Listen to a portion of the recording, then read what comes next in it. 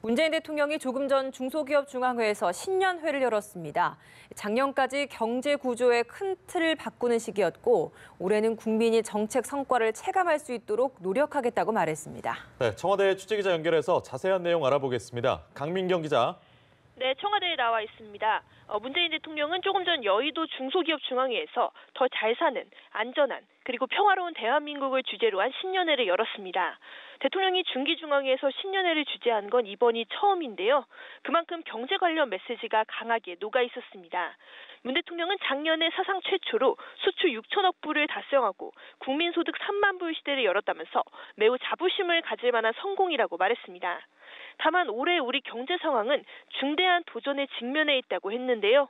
원인으로는 저성장이 일상화된 세계 기류와 선진 경제를 추격하던 우리나라의 경제 모델이 더 이상 통하지 않는다는 점, 그리고 마지막으로 내수보단 수출에 의존하는 경제 구조를 지적했습니다.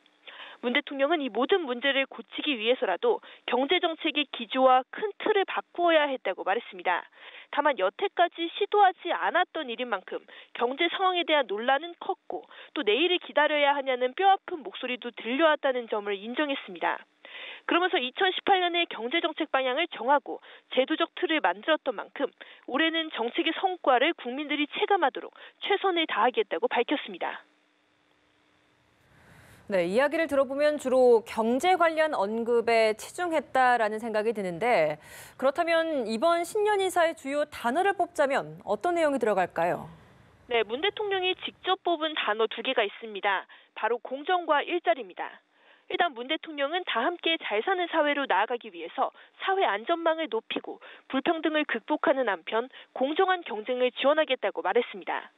구체적으로는 근로장려금을 확대하고 자영업자를 위한 종합적인 지원 대책을 마련하고 또 안정적으로 일할 수 있도록 위험 분야의 정규직화를 추진하겠다고 밝혔습니다.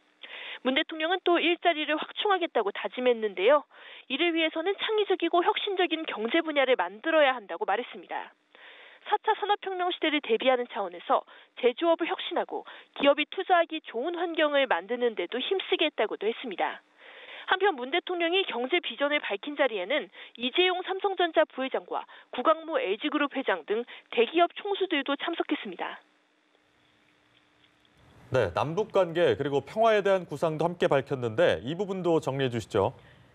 네, 문 대통령은 올해 한반도의 비핵화와 평화를 완성하겠다는 데 중점을 뒀습니다. 아직까진 잠정적인 평화라며 새해에는 평화의 흐름이 되돌릴 수 없는 물결이 되도록 하겠다고 말한 겁니다. 또 평화 무드가 장착된 뒤 경제 발전으로 이어지게끔 노력하겠다는 포부도 함께 밝혔습니다.